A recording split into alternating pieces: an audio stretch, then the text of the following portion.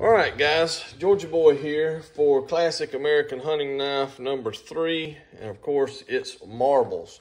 Now, time would not permit me to even begin to kind of give you a brief history of Webster marbles or all that he invented and patented and everything he did. So I'll be brief and I'll try to get you pointed into the right direction. But back in the late 1800s, Webster marbles ended up in the Upper Peninsula of Michigan.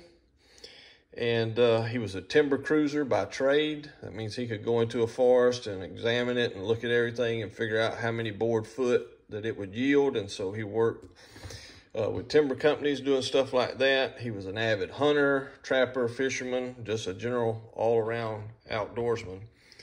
And really, Webster marble was to outdoor gear what John Browning was to firearms. I mean, he invented and patented so much stuff, and everything from fixed blade knives to folding knives to axes, hatchets, safety hatchets, compasses, match safes, gun sights, of course. I mean, the list just goes on. He made knives for the military, for the Boy Scouts, the Girl Scouts. I mean,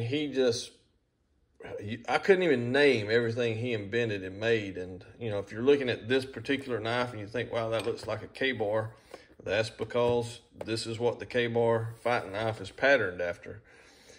He made all that stuff. And so now, in the early 2000s, it's hard to keep up with this because a lot of these old companies now are just brands. They're just names.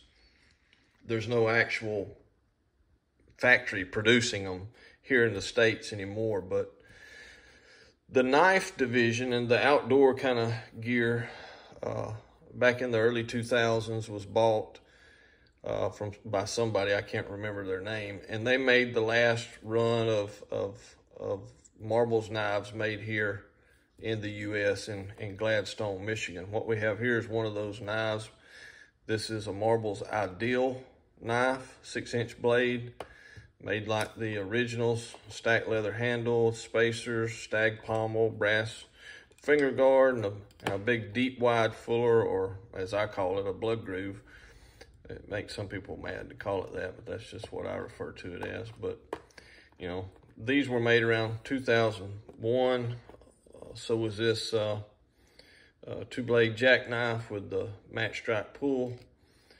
Just real high-quality knives. And then after that, it was sold again, and the brand was taken to China, and everything's made there now, as far as I know. Probably owned by Smoky Mountain Knife Works or somebody like that. The gun sight part of the company, I think it's still owned by somebody else. I think it's still made here in the U.S. And if you have a Marlin cowboy model, it comes with the marble sights. The 336 came with a flat top sight. The 1894s came with a little folding rear sight.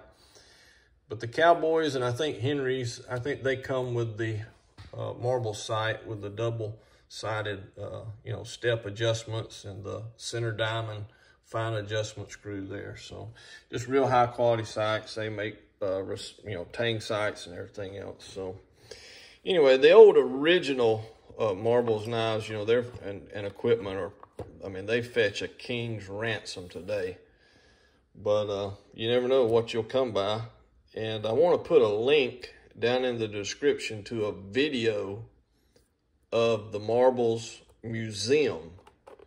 And they have a lot of the original stuff and the history in the background and all that. I'll put that down in the description if you're so interested in going to learn a little more about Webster Marbles and his outdoor company.